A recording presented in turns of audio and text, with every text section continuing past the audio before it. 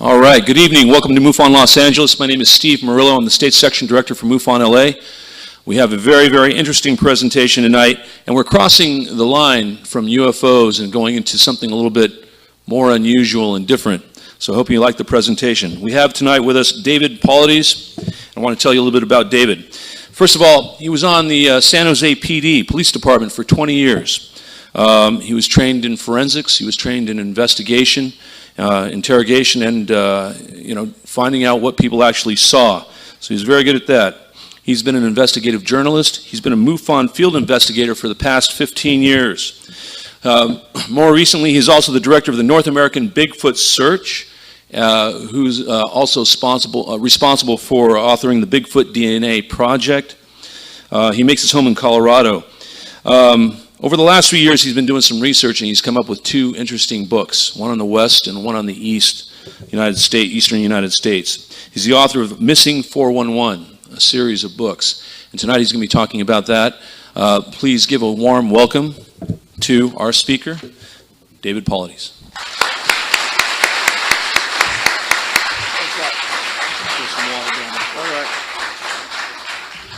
Well, first of all, thanks for LA MUFON for inviting me up. There's a huge invitation. I'm being in Orange County tomorrow night talking to their group as well. But, wow, it's really a pleasure and an honor to be in front of all of you. I feel like there's an allegiance between us because I've been involved in UFO research for a long time myself. But most of the Bigfoot world doesn't know that, and I don't usually talk about it.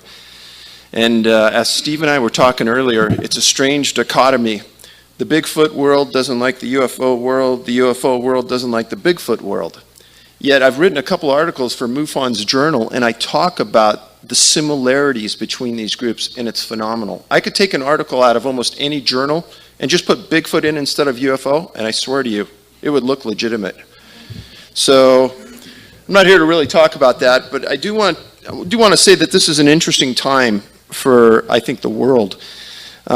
Back 7-8 years ago, when I was leaving technology, where I'd been for a number of years after leaving the police department, a couple of very, very, very wealthy people in Silicon Valley that I had worked for a number of years came up to me, and they asked me to do some things in the Bigfoot world.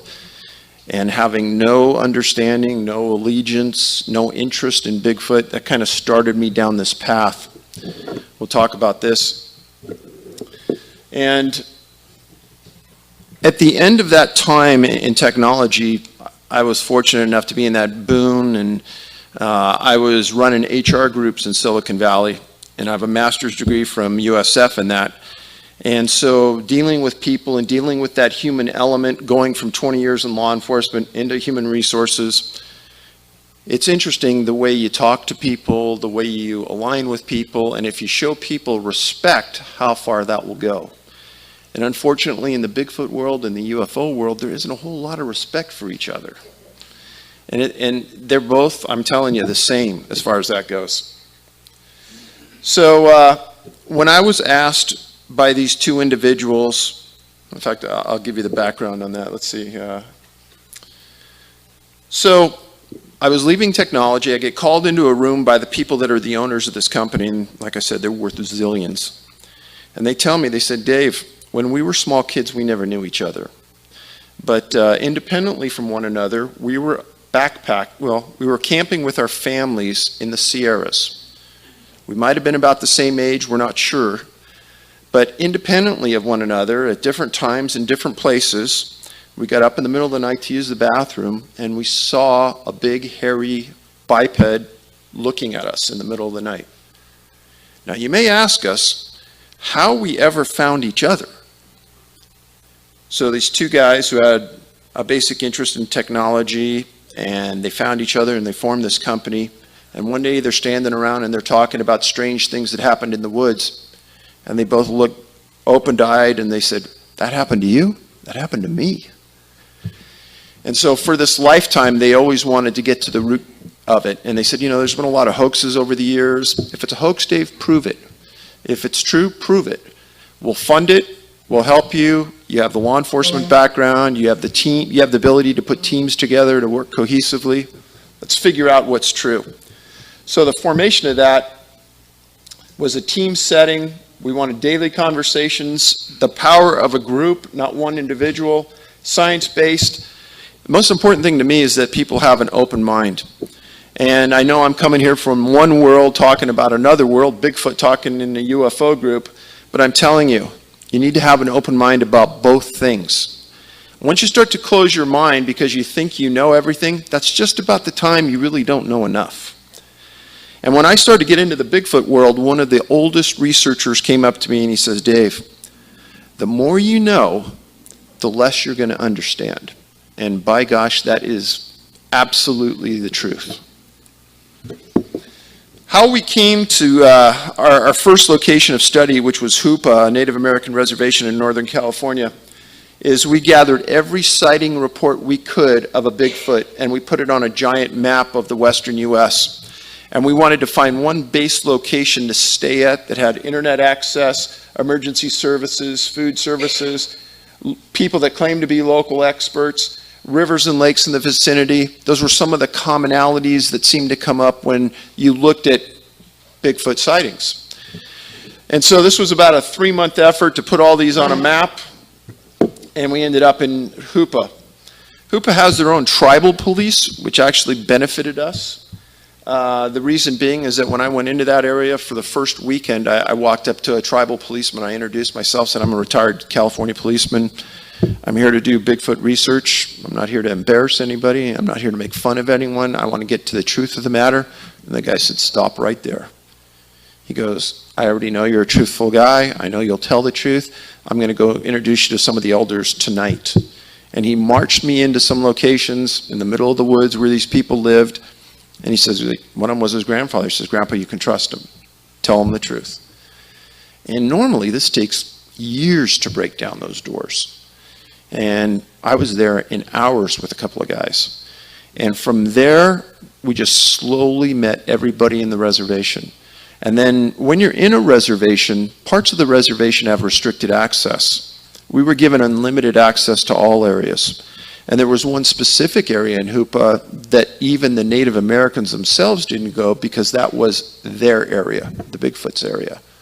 They called them OHMAH, O-H-M-A-H. So these are some of the things, and this is kind of interesting. It deals with you. Is that I knew when we started this, we were going to firm these sightings up as tight as we could get them. And one way to do that is that when somebody sees something and we write the report, we write it up in the form of an affidavit, meaning that under penalty of perjury, what you're saying and what you're signing is the truth. Every sighting report we take as an organization, even today, is taken in the form of an affidavit. So when we started this, I wrote a letter to MUFON and I gave them the formats and I said, this is easy to do. This isn't rocket science. But it would really firm up MUFON investigations as well if when they went out, they did it in the same manner. And it's not to corner the people, it's actually to get the people to take their sighting report more seriously because they read it letter for letter to make sure it's accurate. So no other Bigfoot group does this. And I wish that MUFON would start doing it, but they won't. So Hoopa is up in Northern California. It's about 30 miles directly east of Eureka. Bluff Creek, where the famous Patterson-Gimlin Bigfoot sighting is, about 10 miles north. The Trinity River bisects the Hoopa Reservation, and I'm a big fisherman, so Trinity was great for trout, for steelhead and salmon. It's just unreal. They have a very small casino in the town that is absolutely the worst casino you will ever go in. Don't ever go there. They have horrible internet, and their hospital is questionable. But the chairman of the tribe met me about a month into it, gave us unlimited access. One thing that I always say to people when you do research, and this is a comfort thing, but we always carry firearms wherever we go, anywhere, always. And I have a marijuana grow in there, and there's a lot of marijuana grows in Northern California, and it's in that golden triangle where some of the best marijuana in the world is grown, and you just never know who you're going to walk up to in the middle of the woods. And some of the growers aren't very friendly. And some of the hikers you run into aren't very friendly. So, let's see. So the second phase is after we kind of found who we were looking for as far as credible sightings and reports. I came from that background in law enforcement where we use some of the best forensic artists in the world. And these are guys that are trained by the FBI, and it's like they have a sixth sense that I don't understand. But they could sit down with a witness who observed a suspect, say at a bank, rob the bank. They could sit down with them, and an hour later they'll have a sketch. And it was, once they catch the guy, it's like the guy was in the room when the guy drew the sketch. That's how accurate these are. They are stone cold accurate. And we looked for the best guy in North America. That was Harvey Pratt. Harvey actually used to be the head of the Oklahoma Bureau of Investigation. He's now the forensic artist for the state. Has 45 years of law enforcement experience now. And he is a Native American chief. And wasn't that lucky? Because every Native American reservation we brought him into, he had instant credibility. He spoke their language, understood their rituals, their culture. It was just phenomenal. So all of the forensic sketches in the Hoopa Project and in Tribal Bigfoot were done by Harvey.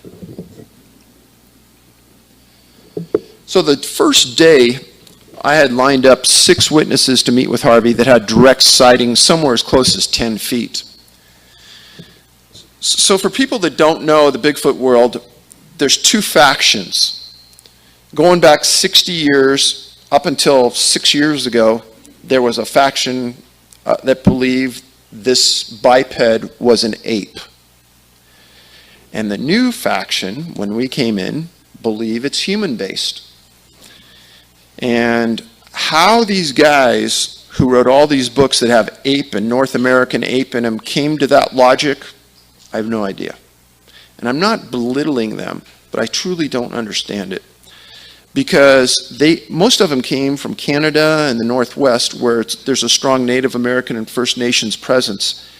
And all you have to do is to walk into any First Nations tribe in Canada, any Native American tribe in the United States, and talk to them intelligently and respectfully, and they will tell you that it's another tribe of humans. Not one tribe I ever met said that they're animals. So why these guys never talked or gave the Native Americans or the First Nations people in Canada credit, I have no idea. But when we started to come in with the sketches at the end of the first day, we sat around looking at each other absolutely floored, because there was a profound human look to these. There was no ape look to them. And in some instances, certain Native Americans would say if you talk to them in our language, they understand. And the elders would pass that down.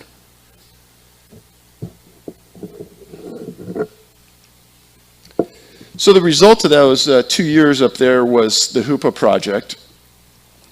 And I don't believe there is room for common ground on this, because, you can quote me on this, nowhere in North America has there ever been ape hair found in the wild. There's never been ape bones found in the wild. And there's no tribe in the US or Canada that thinks they're apes. So I have a difficult time with that assessment. And we all did, everyone in our group.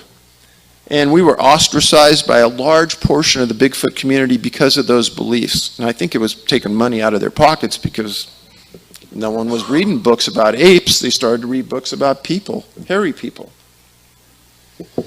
So after we were done with the Hoopa Project, the criticism, if there was some, was that, well, okay, that's the way they look in Hoopa, but what are they like in the rest of the world?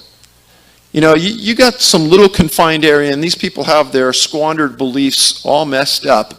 Well, what do they look in the rest of the U.S.? Well, we were going there anyhow, and we were well on our way. And we started to march across the U.S. and started to meet with other reservations and other Native Americans and other people that just happened to have the same experiences. That ended up being tribal Bigfoot. And at about that time, we started to have the ability to collect DNA. So there's a couple big Bigfoot groups out here in the U.S. that pound their chest and scream in the woods and howl and yell. And they had a supporter for 8 years that asked them to go get Bigfoot DNA. They didn't get any. They never got any. And quietly, we were collecting it. And we didn't say anything. We just kind of kept our mouths shut and our ears open. And we went on to try to find a genetic expert to categorize the DNA. Now, there had been about 15 samples of DNA that was collected in the previous, say, 15 years and had gone to various labs. Every one of those results came back as human-based. And everybody in the Bigfoot community said it was contamination. So put that little feather in your hat and think about it. So what we had to do is we had to find this genetics expert to really take this and run with it. So first thing we did is we called a number of universities and asked to get them involved. Not one university wanted to touch the topic. They all said it was a hoax, it wasn't believable, they don't exist, we don't want to get involved. Not one. So then we started to go down the path of finding a private scientist that would work for us. And we interviewed probably 4 or 5. We ended up with Dr. Ketchum. And you may say, well, of those 15 samples that came back as human, there were some big problems with that, in that they couldn't get down to the nuclear level to really find what the genetic base was on those. And the reason being is that there are some hoops you have to jump through with Bigfoot DNA that's like no other DNA in the world. And it really took Dr. Ketchum 2.5 years to figure it out. It was not easy. And if not for her persistence, the project never would have come to fruition. So one thing in tribal Bigfoot that Harvey Pratt, is that picture on the bottom right is an artist's rendering of the Bigfoot in the Patterson-Gimlin film. It's a very good picture. Well, one of the things Harvey does is when somebody walks into a bank to rob a bank and they have a beard on and long hair, Harvey has the ability to take the beard off so you can see what kind of face it is. So I'm not going to show you the face here, but I will tell you that when he took the facial hair off, it looked just like a Native American. And that picture is in tribal Bigfoot. So once you start to do research on any topic, if you think you're the smartest person in the lot, you're going to fail. Well, I understand what I don't know, and there's a lot. But there was a researcher named Ray Crow, and Ray is still around. He owned a Bigfoot group in Oregon. And part of that first 3 months we did is we read every book you could find out there, probably over 120 about Bigfoot. All the researchers read them. And Ray had something called the Track Record. And it involved a monthly newsletter that went out for 17 years. It had some of the best information in it of anything anywhere. And Ray was retiring, and we went in and we bought his entire collection of research that went over 25 years. And that really helped us understand a lot of the mechanics and things. One thing that Ray wrote about that you will be interested in is there's a Native American reservation in Washington in Colville, and they had certain lights that appeared in the mountains around their reservation continuously for years. Also, just as a happenstance, it's probably one of the hottest, and still is, Bigfoot sites in the world. And Ray would never come out and say, oh, A equals B equals C, but if you were smart enough to kind of read his track record, you could kind of understand that there were similarities and there were lines together that kind of put the Bigfoot in the same location as the lights, and it was very interesting. So what we did is we put the track record, we got a grad student put the track record on a CD. It's 3,000 pages long, a 70-page index, and for anyone who is interested in research on Bigfoot and UFOs, that thing is phenomenal. It's online, you can buy it through our store.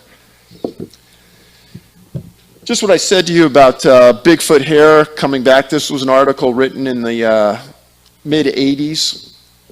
talking about hair. I know there's some Native Americans here from the Tule River Reservation. I got permission from the tribal chairman to go in, and they have a kind of a cave, big rock location, and they had University of California archaeologists come in and date these pictographs at 1,500 to 2,000 years. And it befuddles me that you could think that those were anything other than a Bigfoot. See the long hands, both sides. There's a couple of different pictures of them inside the reservation in this area of the rock that are a little better than this. We have all the pictures online at our website, and you can kind of get a better pic for them. But some of the elders we talked to on the sites were very informative, very interesting. Again, if you're not respectful and you're not willing to really learn, you're not going to get access to these things. And so we did learn. Now, when you're doing research on a topic, it's not always important what's happening today, but you'll save yourself a lot of time if you go back and you study history. That's why we study history in school. So we don't make the same mistakes like our government doesn't make, right? But the truth of the matter is that we spent a lot of time going back through the archives of a lot of newspapers that nobody ever looked at. And I can guarantee you for a fact, you've never seen what I'm going to show you tonight unless you've read my books. What happened is that in 1924, there's a group of hikers out, and they get approached by some tall, hairy Bigfoots, and they get rocks thrown at them. They don't get hurt. They kind of just get harassed out of the area. And they go tell the local sheriff, and there was a group of people that saw it. Sheriff believes something's up, so the sheriff's putting together a posse to go out and hunt these things and kill them. Now what happened is that 3 Native American tribes got together, and they held a press conference. That's what this article's about. And I have to tell you, if you think back to 1924, the Native Americans probably weren't held in the highest of esteem and held to the highest level of credibility. And I don't know why, but they just weren't. So for these 3 tribes to come together and hold a press conference and say, and that's what this article says, it's in the book, it says, this is a tribe of people, don't go out and hunt them, they have their own language, they have certain abilities you and I don't have, they're much stronger and much faster than you and I, and if you get them really mad, they could hurt you very bad. And they went on and they talked about the abilities to mimic animals in the woods, like owls and coyotes and things. Now, if you have a belief system that these things are apes, and you're a researcher, you're never going to pull this one out. And it's not just this one. We have many of these that go back 50, 60, 70, 80 years. And I think this is pretty strong evidence that they're not apes, especially when you start to think about the language part of it. Now, there's a portion of our website that is all about Bigfoot language. And one of the smartest guys I've ever met is a guy named Scott Nelson. And Scott was a crypto-linguist specialist for the Department of the Navy.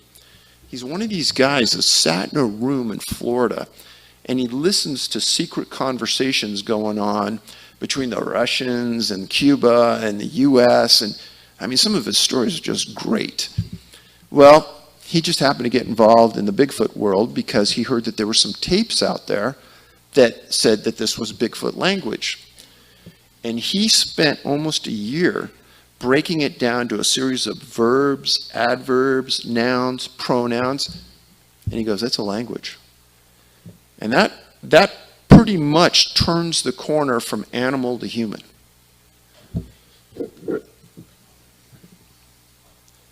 So again, another article about the newspaper called it Gorilla Men, the Claylam Indians and the others that were involved called them humans. Ventriloquists, they steal Indian women and babies at times. They actually killed a branch of the Claylam Indians that tried to kill one of theirs. They have hypnotic power, they talked about, where if they look at you and they stare at you in a certain way, you can kind of lose time and space. It was quite an interesting article.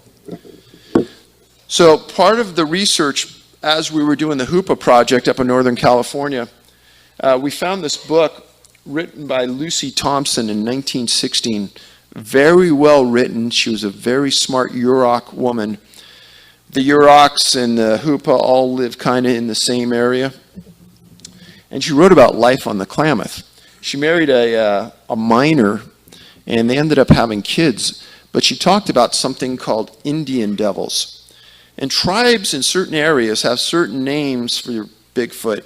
In that area, they called them Indian devils. How they'd come down into their community during the day when the warriors were out getting food, and they would take women, sometimes they'd take children, sometimes they'd take food.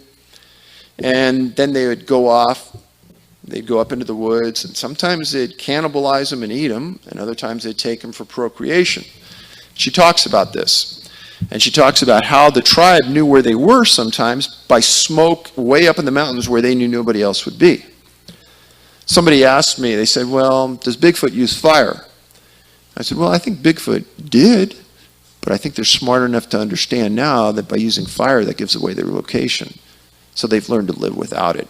And when you read her book, it definitely did indicate that they used fire to sometimes cook up people and eat them. So we'll talk about DNA a little bit. This is actually what Bigfoot hair looks like.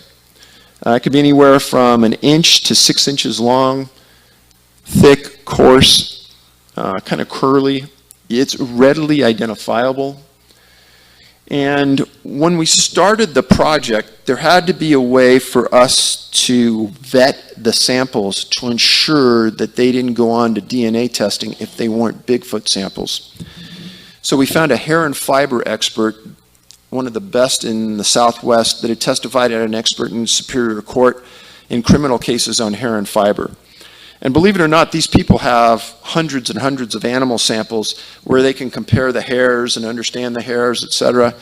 Bigfoot hair is like no other hair anywhere in the world. It stands on its own as different.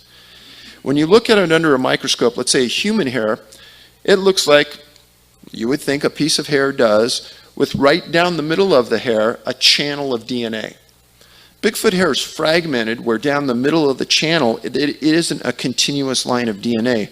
It stops, it starts, it stops, it starts, and then around the outside of that hair, it almost looks like it has guards to it. It's very, very unusual, very easy to identify under a microscope. When we got hair and fiber samples, sent them to him, he'd clear them if it went on for DNA testing. The other thing we learned early on is that if the hair didn't have a follicle, meaning it didn't have a root, it was no good. We couldn't get DNA from it. So from hair samples, we can get mitochondrial DNA. What we're really, really interested in is the nuclear, because that gives us a complete genetic history.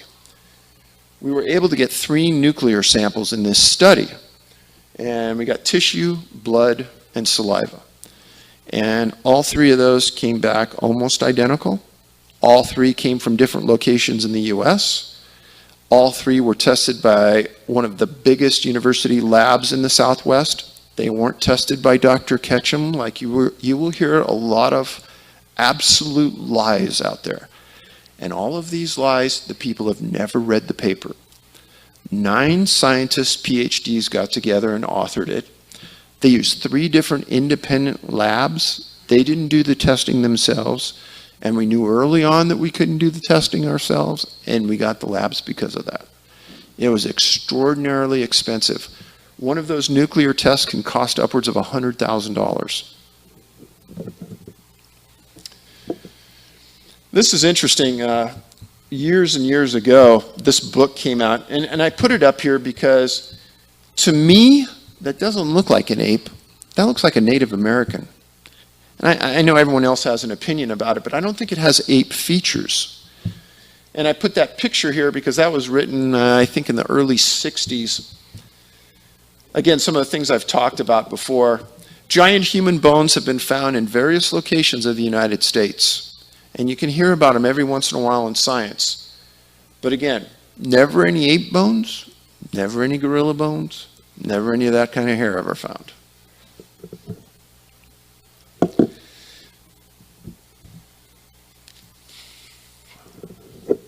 This is George Haas. He was a founder of what's called the Bay Area Research Group in the 60s and 70s. One of the smartest men. All of their research is online on our website.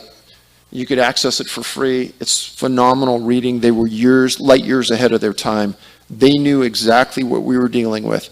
One of their guys worked at the Oakland Naval Hospital, and he was a foot expert. And he wrote about how the foot of a Bigfoot mimics the foot of a human with some slight variations, but it's phenomenal reading.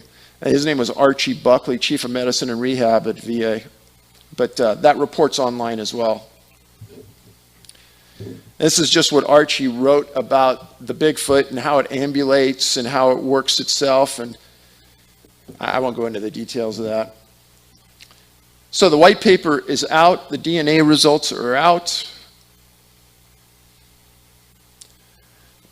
Before I go any further, and 2/3 of this is going to be about the missing people part of this puzzle that has nothing to do with Bigfoot. But before I leave Bigfoot, let me ask you, and there may be some questions. Is there some questions about Bigfoot or the Bigfoot DNA project that I can clear up? Yes, sir. I'm sorry, this guy right here. Sorry, last time, Coast to Coast the night before, Noel Keshen said 2 universities had passed the DNA, but they said have their names taken off it. 2 labs had passed it. Yeah, well, however many, but she said they wanted their names taken off it, and they passed it. DNA can't lie. Can't we just go ahead with the names, go look, they've already said this, the writing's on the wall? True, but what happened was that when we submitted the samples, if we told people, certain labs, what they were dealing with, they wouldn't test it. So we wouldn't tell them. We'd say, hey, this is some DNA we found, we're not sure where it's from. And they would have fits with it. And they did have fits with it until Melba stepped in and told them certain things. In the back? Yes, sir. Yes, ma'am. Yes, has there been any DNA collected from these wolf boys and wolf girls that are all over the world that have a disorder of the hair that grows all over their bodies? Oh, absolutely, yes. Hypertrichosis. Hypertrichosis is a genetic issue with us humans where they grow hair over their body. You sometimes see these people in circuses and things. It's totally different than what we're dealing with. Anybody else? Yes, sir, front row. Any legitimate photographic evidence outside of Patterson film? I think so. We have one of our researchers, Scott Carpenter, just released an online book today. It's on our website, the access to it. I've worked with Scott numerous times in the Great Smoky Mountains National Park. Only time I've ever seen a Bigfoot was with him. He submitted over 30 DNA samples. The guy's phenomenal. And some of the pictures you're going to see in his book, I guarantee are legitimate. And when I talk to people and I say, don't think that Bigfoot has one appearance. If I stood everybody up here in this room in a line, there's some variations in the way you and I look that are huge. And I think the same applies to the Bigfoot world. You're going to have big ones, small ones, fat ones, skinny ones, and some with hair on the face, some without hair on the face. The ones in the Great Smoky Mountain National Park, they got a really strange look. They almost have a raccoon look. Right around the eyes, it's white. And everything else is black. So, somebody else? No? Yeah, I'd like to say one thing. Do you think there's any don't you think there's any connection between werewolves and UFOs? Because Bigfoot seems to be a little bit just too alien to be at this earth. It seems like they would have their origins in UFOs and werewolves that come from off-world somewhere and stuff. You know, because I read an article about about a strong UFO Bigfoot connection. So I don't even like to call myself a Bigfoot expert. Werewolf expert? I can't even claim to know much about that.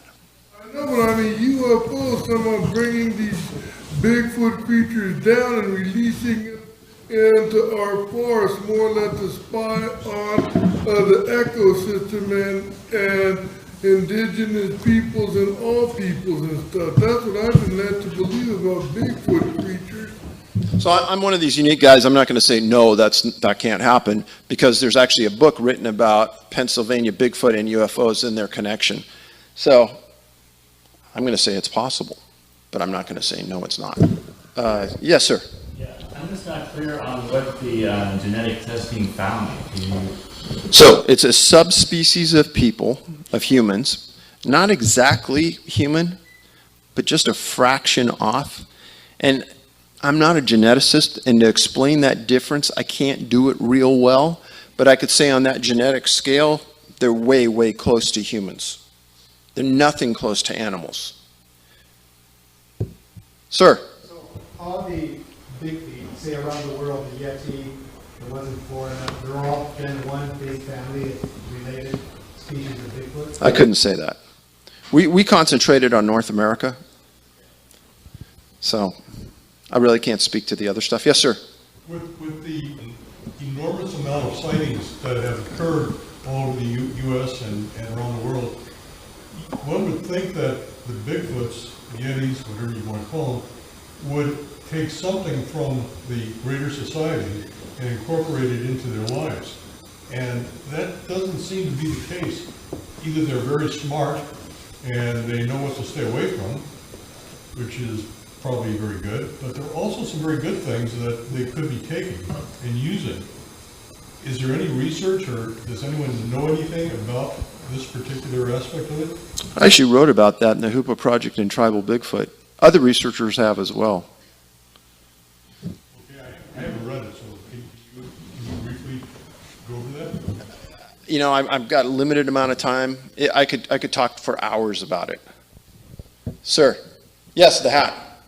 Can you discuss a little bit the peer review process on the paper? There's a lot of information out there, whether or not it was self-published, and what's going on with that aspect of the publication.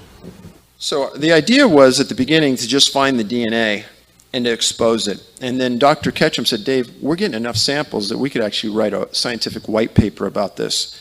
A white paper means that you submit it to a scientific journal, and a group of scientists get together and look at your research and give you a peer review on how you did, and if they believe it's acceptable, then they print it in their journal. Fact. Probably the first time this is ever publicly stated. A few of those journals that were submitted that white paper never read it and refused it. And how do I know? Because the questions that they asked proved that they never read it. Dr. Ketchum and that team were treated so wrong, and it was either a political move because it wasn't academia that came in with these results, or it's that they didn't want to even touch the topic.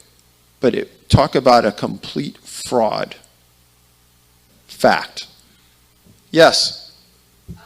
I have read all 4 of your books, and which is why I was surprised you said there was no, you were going to leave the Bigfoot and go into the 411. I also did read what you had online about the results of the DNA, which was very interesting, and I believe Dr. Ketchum was on Coast to Coast recently. Sunday night. And what she was saying, there were 3, I guess, varieties, if you will, and some being more docile, more friendly, some being more aggressive. Doesn't that kind of fit into what your findings were in some of the cases in the 411 books? So one thing I've never done is I've never said what the root cause of those disappearances are. And I won't. And the reason being is that I've met too many of those parents of those kids that have disappeared. And you may have a certain understanding of this world that most of the people in the world don't have. And that's really a pat on your back. And if you ever lost a loved one, and I don't mean dying, I mean disappearing, and you never knowing what happened to them, there's no worse fate. And I'll talk about an interview, I'm going to talk about this in a little bit, an interview I did with a boy that disappeared from Great Smoky Mountains National Park. And I interviewed his dad, his name was Dennis Martin. And I can tell you, it never touched 20 years worth of law enforcement when I had the interview with that dad about his son. The pain that that man has gone through for 50 plus years, getting lied to by the Park Service, lied to by the press, it's phenomenally disgusting. I walked away, myself and Scott Carpenter walked away from there with big tears in our eyes because there's nothing we can do for him.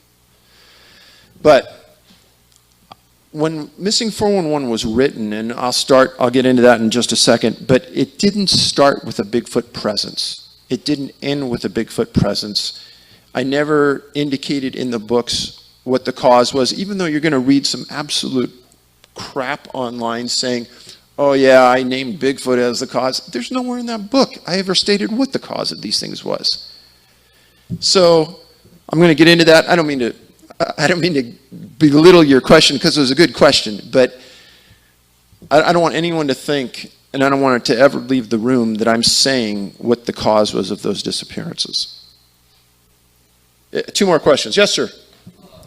I'm a novice in this subject. But so am I, so we have some in common. So I've seen the Patterson photograph, and you're saying that you believe, and you've seen other credible photographs that you believe and take for granted are actuality? So I'm 120% positive the Patterson-Gimlin film is real. And I think that there are other credible... Yes. Yes. Yeah. Yes.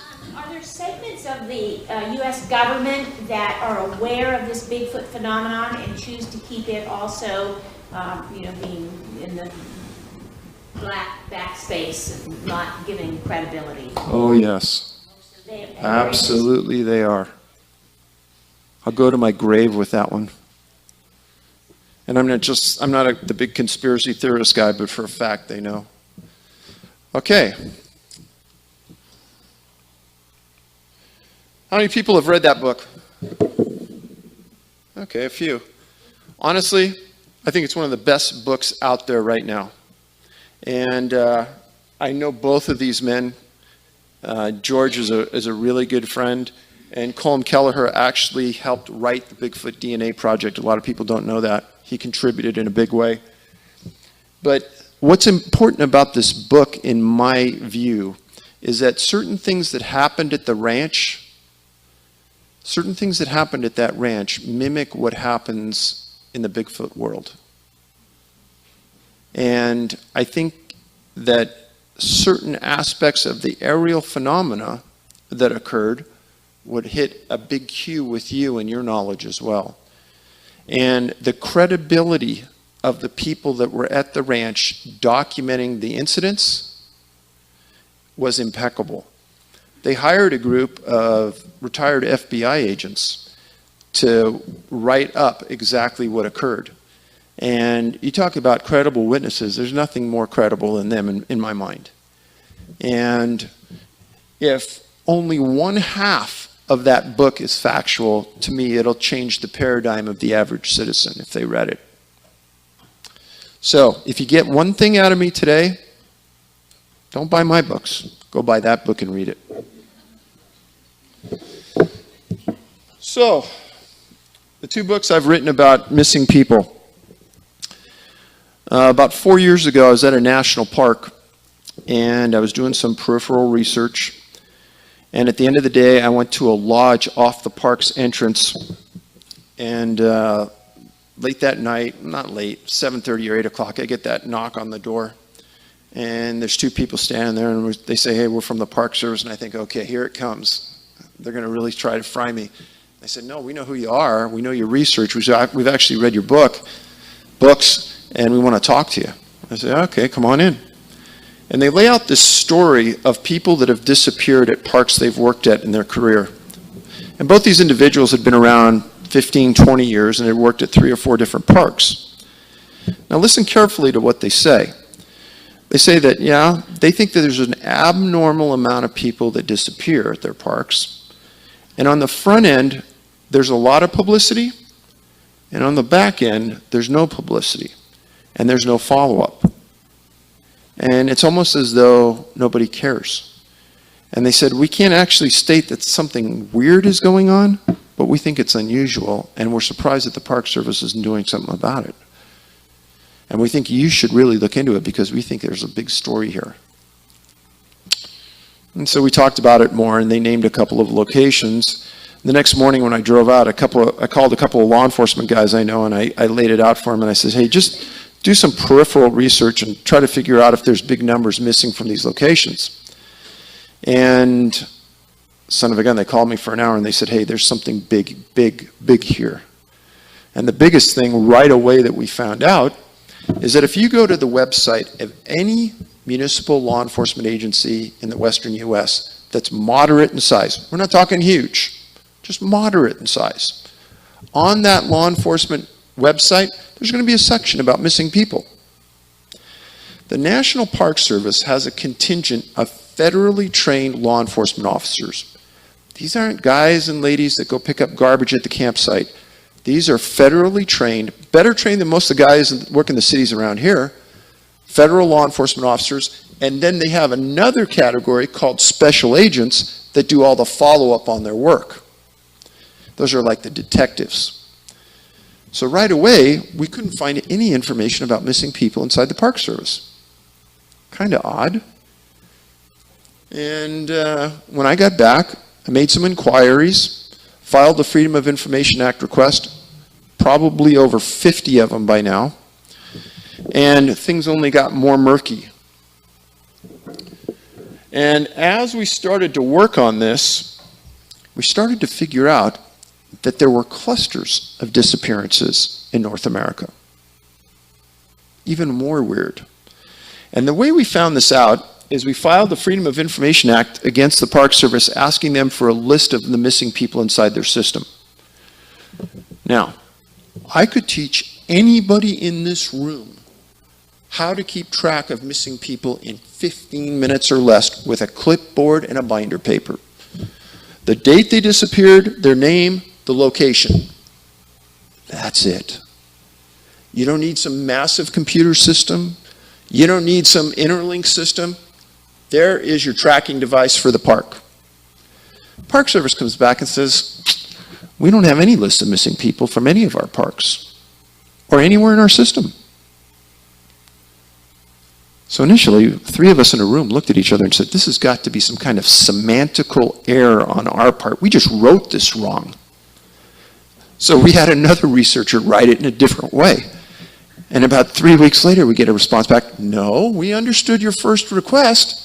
We don't have any lists of missing people. So I called the head of the Freedom of Information Act for the Park Service in Denver. Very nice lady. Charis, C-H-A-R-I-S Wilson. Very nice. Very helpful. She goes, Dave, it's embarrassing to say we don't have any lists, according to the parks. I said, none? None.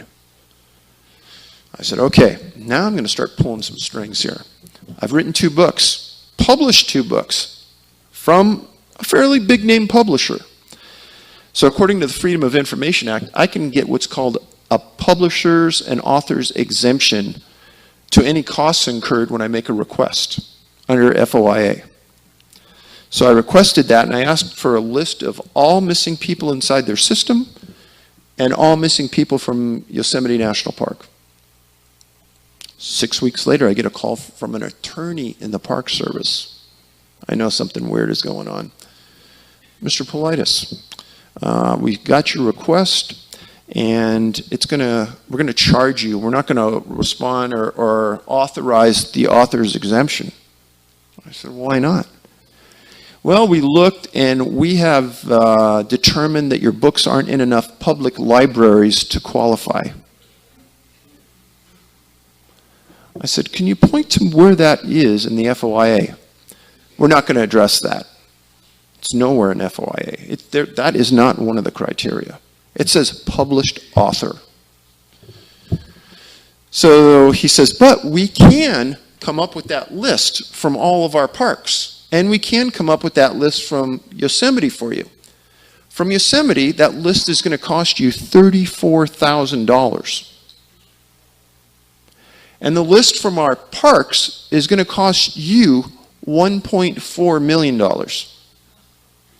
This isn't a joke. So I put him on the speakerphone and I said, say that again. Some of the guys, all law enforcement guys are sitting in the room. After we got off the phone, we said, we were even more determined than ever because we knew something is really, really wrong. And so there started the next 3 years of us camping out wherever we could to find archived information on missing people. And we just honed in, first of all, on Yosemite because it was in our backyard. And that is the cluster of the largest mass of disappearances in the wilds of North America anywhere. And folks, I'm not talking about mountain climbers who disappeared on the side of El Capitan, people who fell into rivers, people who were suicidal. All of those were eliminated. We're looking for a specific type of disappearance which can't be answered. We're talking about the true whodunits. Nothing like this has ever been done before.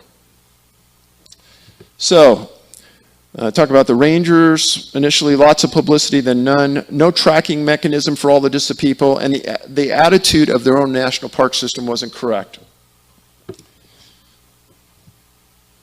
Also, another thing, people that disappear inside national parks, 80% of the time you'll never find them on a database, anywhere in North America as a missing person. Why? That's not right. So, after you look at thousands of cases of missing people, certain criteria kind of start falling out, and we started to recognize them. And it took a lot of cases. First of all, start with, it's a rural location. Dogs were involved in a lot of the disappearances, meaning the people disappeared with a dog, the dog disappeared with the person. Dogs were involved one way or another. Strange one, and I'll talk about this. This year I was invited to give a presentation just like this in front of the National Association of Search and Rescue Professionals at Harvey's Lake Tahoe this last summer. 3,000 people from all across North America. 2 of their administrators read my books and they said, Dave, you got to talk. And I'm telling you, I hit a bone with them. These people have canines that track. Sometimes they're concerned when they don't want to track. And when I say one of the criteria of this study is that the canines decide, we're not tracking. Sometimes they walk in a tight circle and lay down. Handlers came up to me afterwards and go, oh my God, I thought it was just my dog, but I couldn't understand why they were acting like that. There was supposedly a good scent, and they didn't want anything to do with it. That's part of it. An abnormal amount of the people that disappear have a disability, some kind of disability, or mental impairment. When the normal person's found, an abnormal amount have a fever. And it's very rare when we can find a reporter that went into that detail, but some of them did and actually interviewed a physician at the hospital, and the physician said, yeah, they have something wrong, they have a fever. The victim is found in a conscious or unconscious or semi-conscious state. Highly unusual, but it happens with this study. The people disappear in the afternoon or early evenings. Swamps and briar patches are commonly associated along with berries. When the victim is found, clothing is removed or shoes are removed. Missing found in an area previously searched. This is a huge one. You interview search and rescue people and they say, we searched that area 30 times. We were in that surrounding area all day and night for 3 weeks, and then all of a sudden they showed up there. How? We have no idea. The victim can't or won't remember what happened. This diagram on the right, committed to memory, those boys have never been found, and they disappeared in the wilds of North America.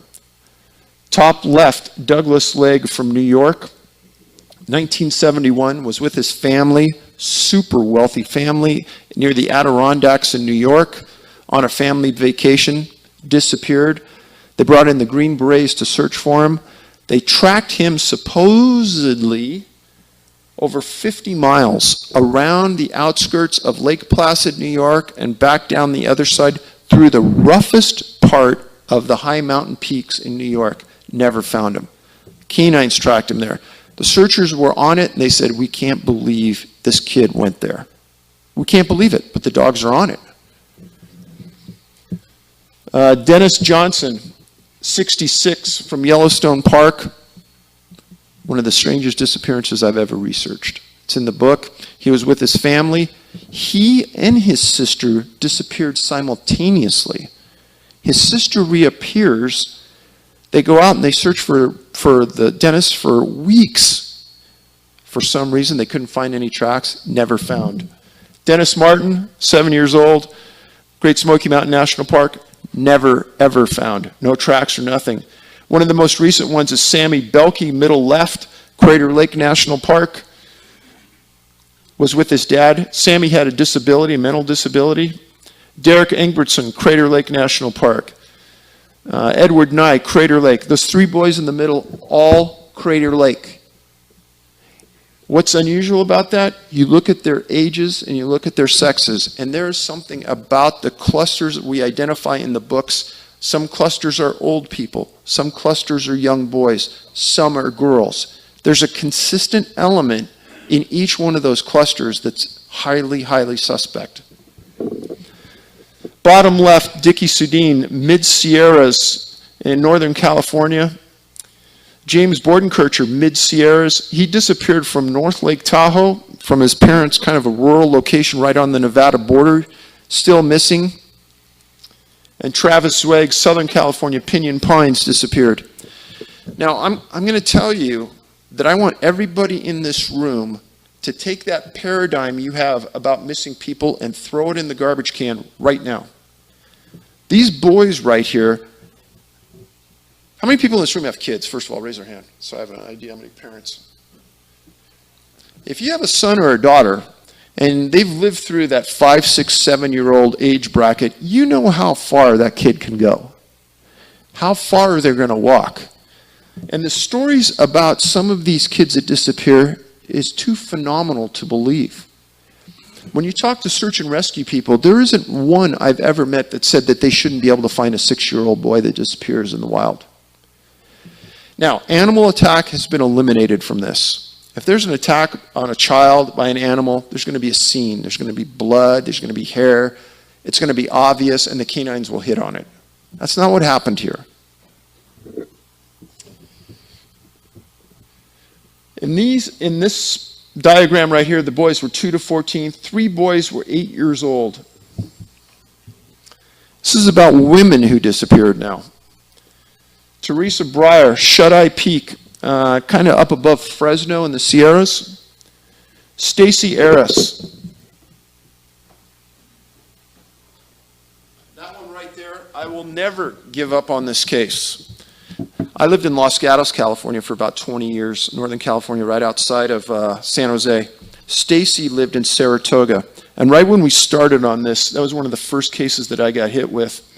It was in '81. She was with her dad, and they were in the high Sierras of Yosemite riding horses into a backcountry area with 6 other people. They ride up to these cabins that are in the middle of nowhere, and they had rented them with the backpacker and the horseman. They get off their horses. Stacy and her dad go into one of the cabins that they're sharing, and she comes out with her dad, and she says, "Hey, Dad," she's got her camera. She goes, "I'm going to go over to this point right here. I'm going to take some pictures, and I'm going to go with this other man, a 71-year-old man who was on horseback." She and the 71-year-old man walked 20, 30 yards out to this point, and they sit down on a boulder. She's taking pictures with him. Everyone can see them. They're not very far away. In this portion of Yosemite, there's a lot of boulders of granite, a lot of just straight granite. She tells this man, she goes, "I'm going to walk down to that lake right there and take some pictures of the lake 200 yards away." Okay. So her dad and everybody sees Stacy walk by herself down to the lakes. That was the last time Stacy was ever seen. I talked to her uncle, who was part of the search team, and they said, "Dave, we searched for a month.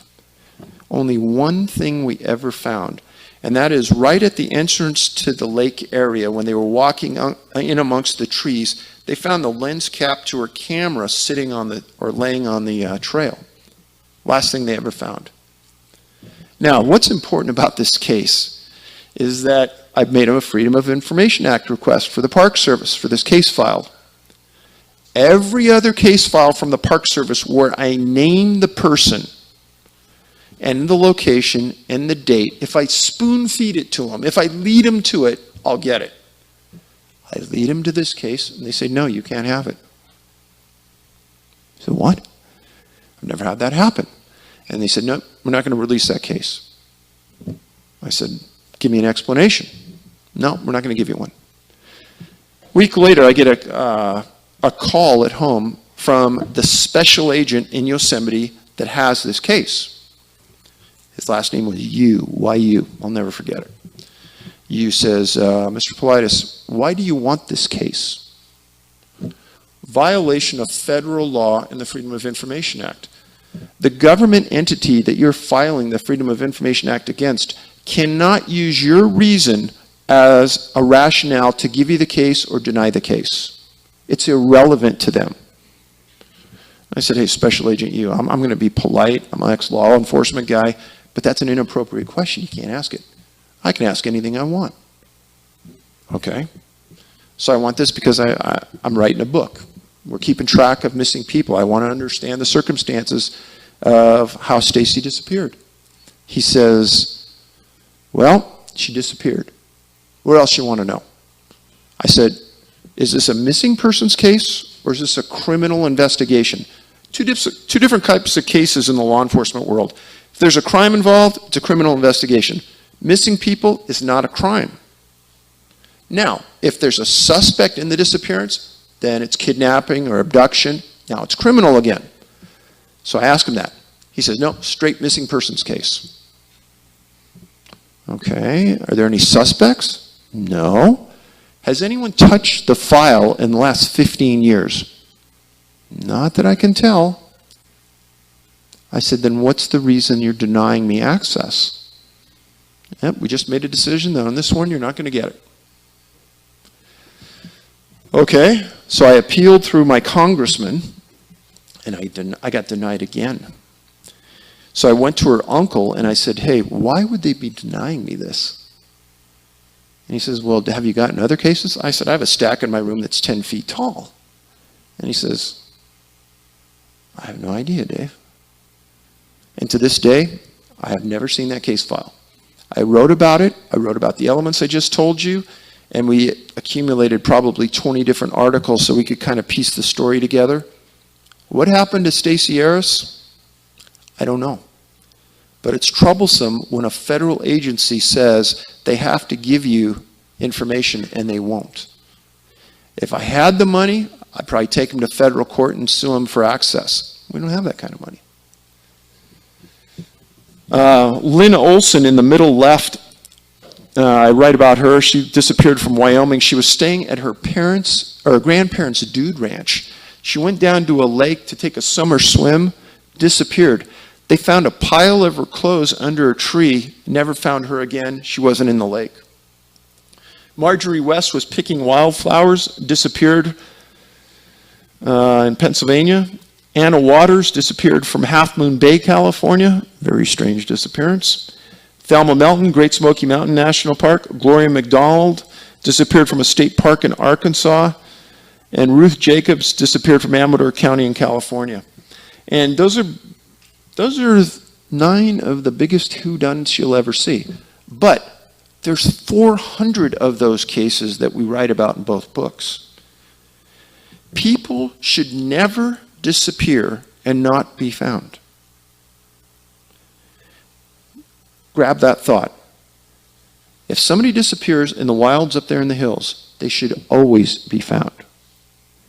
Because once somebody dies, after about 1 week, your body starts to gas up, it gives out specific odors, and canines can actually pick out a body that's decomposing under the water and are giving out minute amounts of bubbles. They can pick out the body on top of the water. So to not find a body after weeks, let alone days. It's very strange.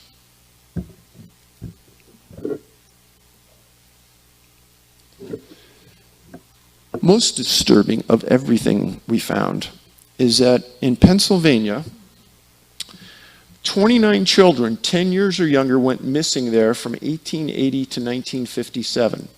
In 1941 alone, 3 children vanished 5 months apart and were never found. There is no state in the United States where there are so many children missing and never found. Ever, anywhere. There are actually clusters. We made the entire state of Pennsylvania a cluster. There are actually clusters inside the state where these kids have disappeared. I've had hundreds of emails about this since people read the books, different hypotheses and things, nothing really concrete, nothing solid, but it is very, very strange. Again, the continuity in these disappearances, the commonalities that occur are mind-boggling. It's almost as though you're reading the same report time after time after time where the elements of these people have vanished.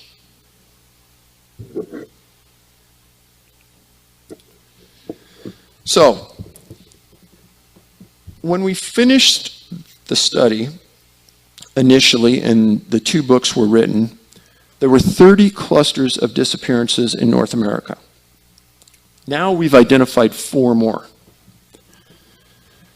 3 or more missing from each cluster minimum. Maximum, there's probably over 30 in Yosemite and a few other locations. The top locations, Yosemite, Crater Lake, Mount Rainier, Sequoia Kings Canyon, Great Smoky Mountain, Glacier, and Rocky Mountain National Park. This is the map, and this is a map we keep updated, of the disappearances. This is just outside of Los Angeles, some of the huge mountains that are around the LA basin. Surprisingly, a lot of kids and young adults have vanished permanently and never been found that fit the criteria. This is Yosemite. Starting right here, this is the area around Mount Shasta. And then you can almost draw a straight line up through the Cascades. And now that map would have 3 or 4 more dots in Oregon and Washington where there have been disappearances and a clusters identified. Then you curve around the north into Idaho, Montana, down through Wyoming, Colorado, unbelievably down in Arizona. On the far right, the big cluster on the bottom right is Great Smoky Mountain National Park. And then up through the panhandle of the northeastern United States, you talk about disappearances. I mean, probably now we would add another 20 or 30 in the last 18 months that aren't even on this map.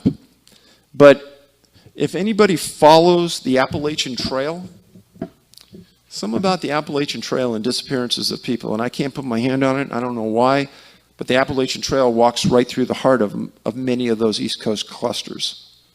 A strange circumstance. Talk about one case that kind of epitomizes what we found in a majority of these cases. A boy named Keith Parkins, 2 years old, from Ritter, Oregon. And Ritter is sort of on the eastern edge of Oregon. He and his family went to go visit their grandparents' ranch. And there are booklets that are written for search and rescue teams to follow. And it's kind of a guideline on how you set your grids, how far out you look, how you allocate resources. So 95% of all children 3 years old or younger are found in 2 miles or less from the point they're last seen. An important statistic when you're out searching for those kids. So an article, April 11th, 1952, says a little boy ran and stumbled over 12 miles in 19 hours, was found unconscious this morning and is expected to recover. His mother said the boy has apparently forgotten his night of horror. His pants, she said, were torn to shreds, and he climbed through fences and brush in the mountains. That's a direct quote from the article. Okay. 3 years old. Okay, I have 2 kids. I remember what they were like when they were 3 years old. Could they run or stumble or walk or crawl 12 miles through the mountains in 19 hours? I want to find the kid that does that. I don't believe it's possible. How he got over fences and through creeks and rivers? How do you do that? So Keith crossed 2 different mountain ranges, several barbed wire fences, creeks, and was found in a dry creek bed. Another important statistic in these studies is that people are found in or near creek beds. But when we wrote this up, 4 of us were sitting in a room, and it's like we had an epiphany all at the same time. My question to you is, what were searchers doing 12 miles from the location 19 hours after the event?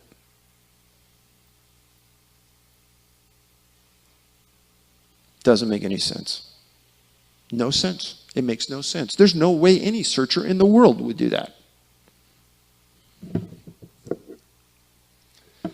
One of the most concerning disappearances occurred in my backyard, Rocky Mountain National Park.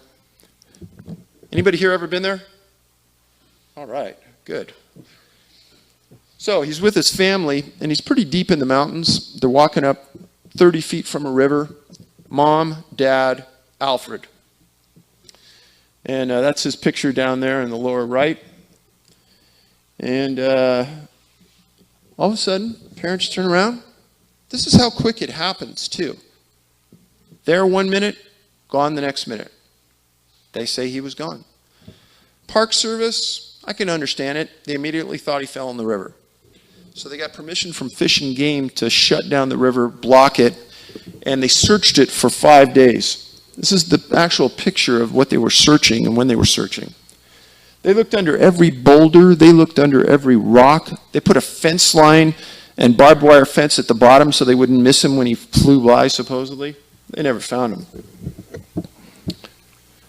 But they brought in some new bloodhounds, and they tracked the boy 500 feet uphill from where the parents were. But he disappeared behind them. So the parents, right from the beginning, told the Park Service that he didn't fall in the water, and they felt that an abduction had occurred. They never clarified why the abduction, but they said he was abducted. There's no way our boy's going to leave us like that.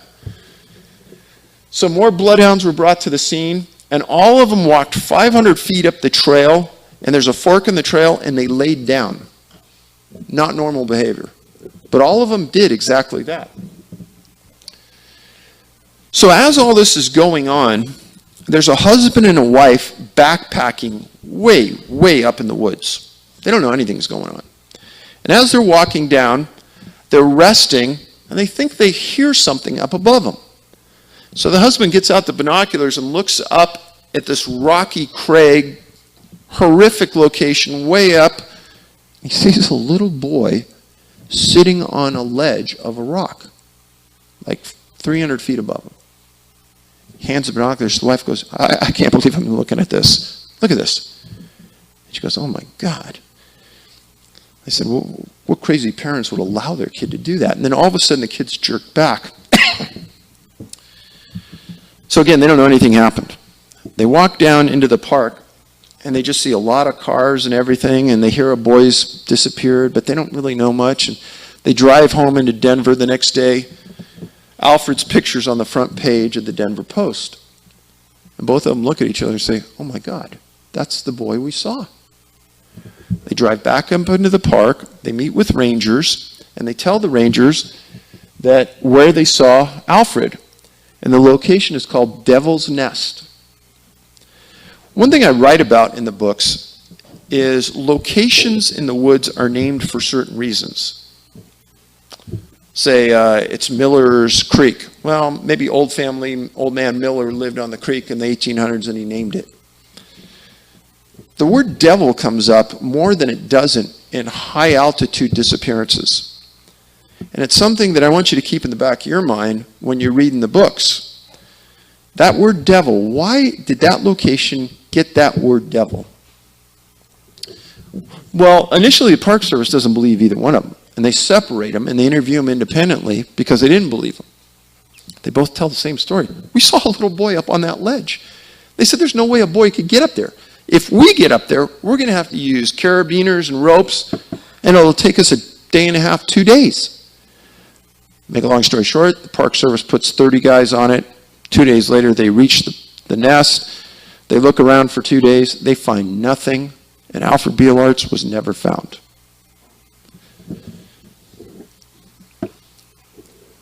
Dennis Martin, this is the case that probably bothers me the most out of any of them, just because I've interviewed the dad, and I know the family was out and out lied to by the Park Service because I have all the reports. He was with his dad and his grandfather at a place called Spence Field, which doesn't have any public roads going to it, and it's like a big open field where people camp at, surrounded by very thick woods. And the Martins, Mr. Martin, his dad, Dennis, and his brother are just kind of running around the field, and the brothers are kind of playing. And you're going to see in these books that there's coincidences that can't be explained. And when I first read this, I read it 4 times before I could believe it. This is how strange this is. The Martins are up in this field by themselves. Nobody else is around. Another family walks up and sees the boys playing and goes, "Hey, we have some boys too here. Do you mind if they play together?" Mr. Martin says, "No, come on over and sit down and join us." And this family says, "Oh, my name is Claudia Martin." He goes, "What?" "Oh, my name is Claudia Martin, and this is my husband, Ron." He goes, our name's Martins too. How do you meet?" How odd is that? Just to start the story with strangeness. Boys are playing together, running around. It's getting to be like 3 o'clock, 4 o'clock in the afternoon. And they're playing hide and seek.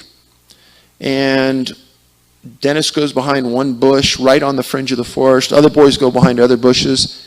And Mr. Martin tells me, he says, "Dave, it's that sixth sense that parents have that something's wrong.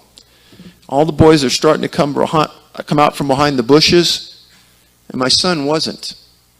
I got up and walked 40 feet right over to that bush, and my son wasn't there.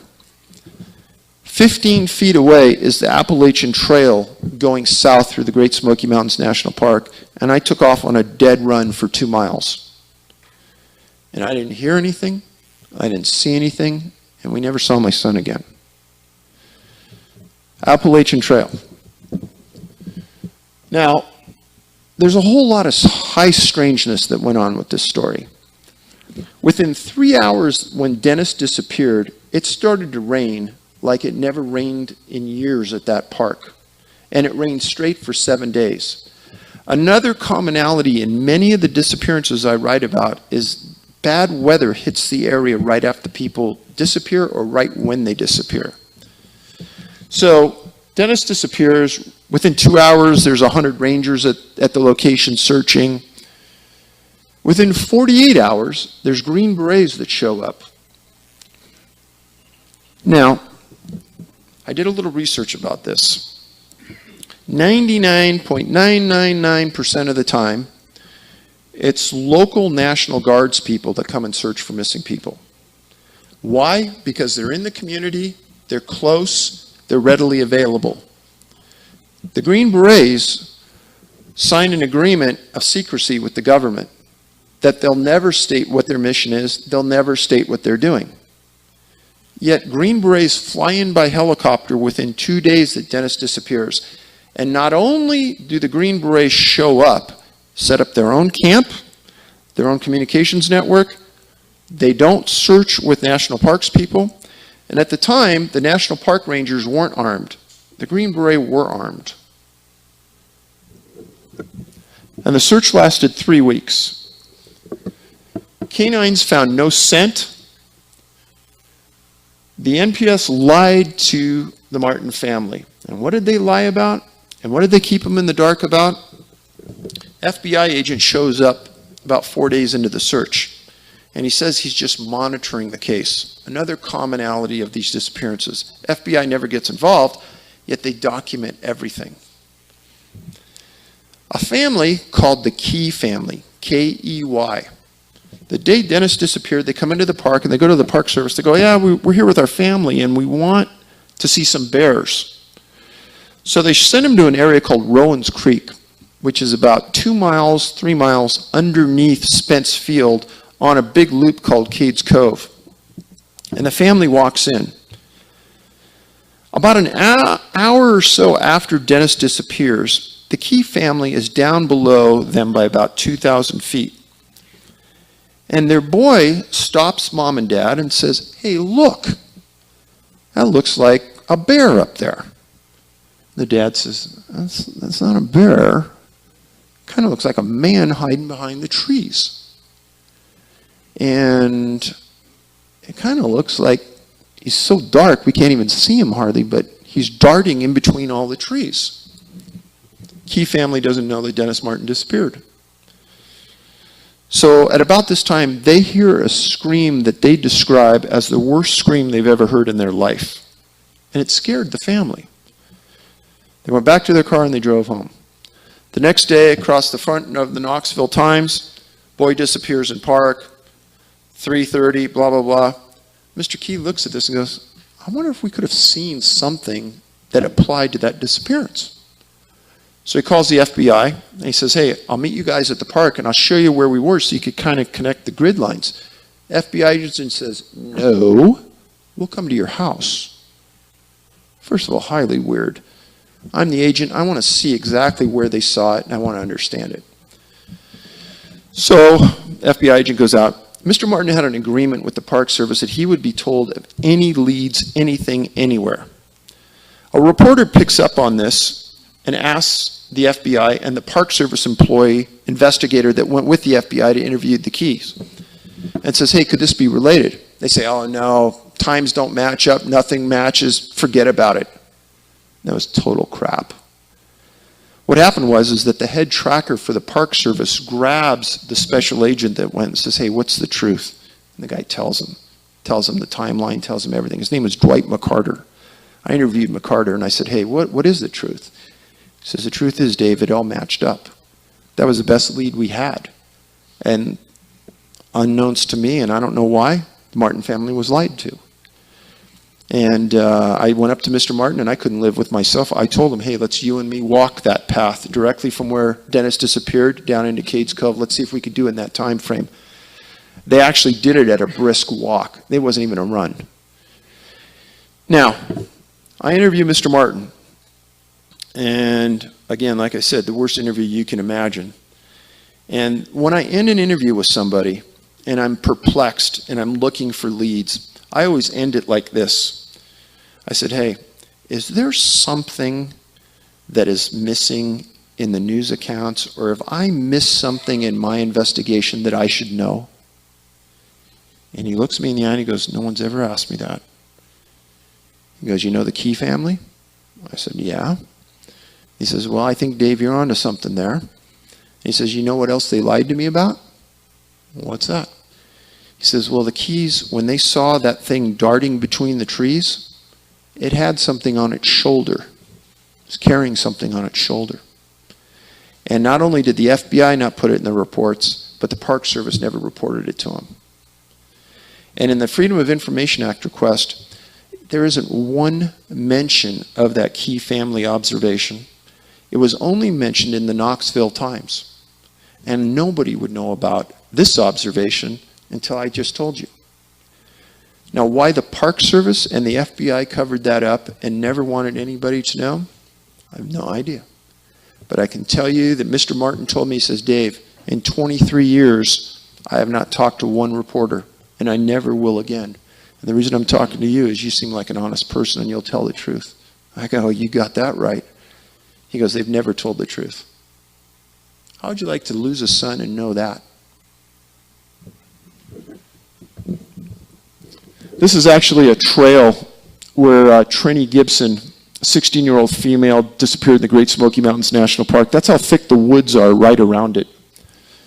In total, 4 people have disappeared in that park and never been found. The most recent one was in 2008. That was right on the perimeter of the park, Michael Heron.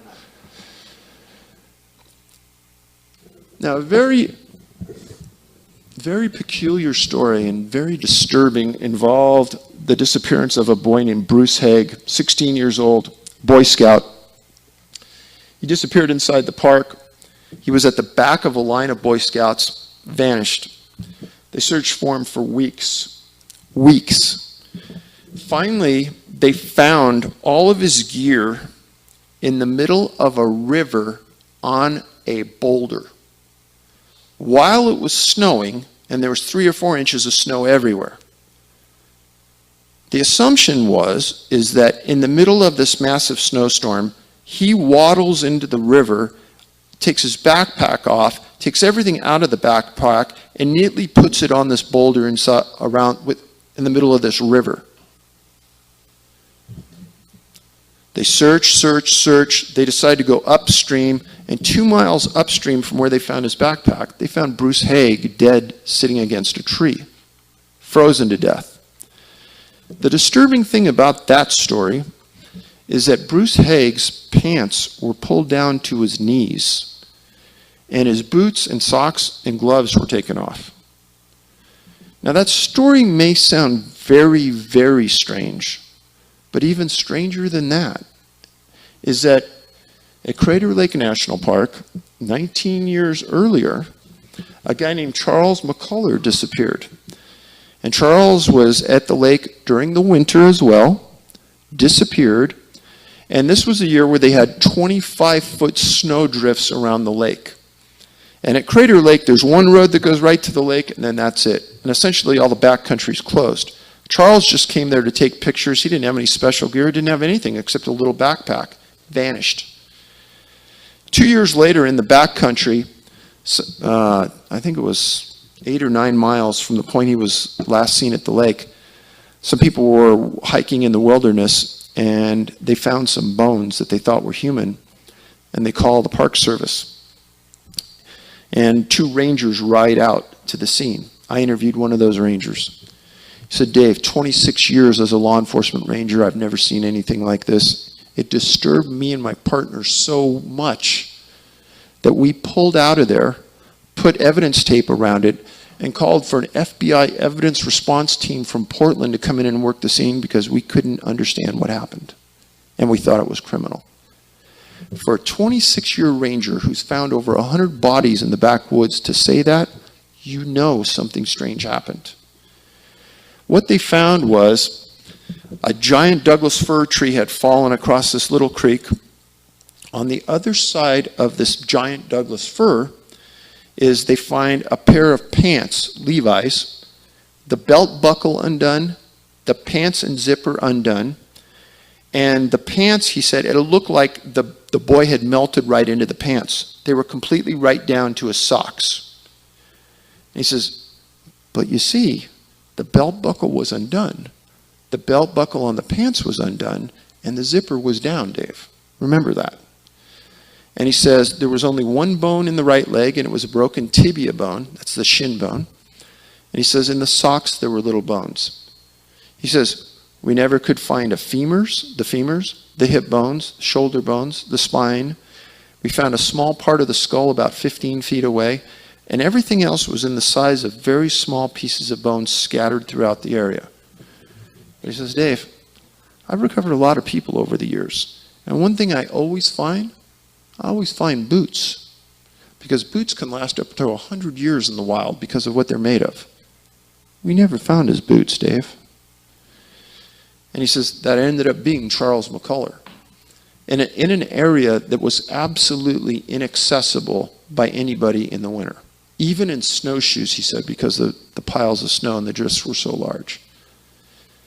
Now, I almost stumbled out of my desk when I read the McCullough case and the Haig case and their similarities. And I don't know what to make of it.